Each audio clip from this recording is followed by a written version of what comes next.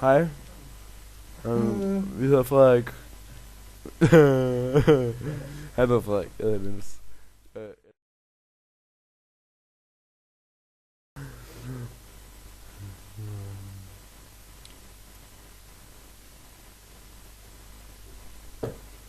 Vi er bare sygt skæve.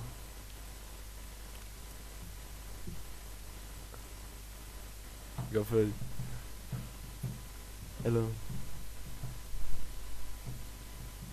Men det er grunden til, at vi laver den her film. Det er fordi, at hvis du kigger på vores øjne en gang, så kan I se, at de er overhovedet ikke røde. Det er fordi, vi har fundet et vidundermiddel mod røde øjne, når man har røget cannabis. Okay, vil du sige, hvad det er, Freddy? Nej. Det er rød tomat peber. Og vi har spillet rigtig meget CS, som bare er et skydespil, ja, Freddy. Jeg tror, det betyder, at han skal have sin medicin. Nå, det har du i munden, okay.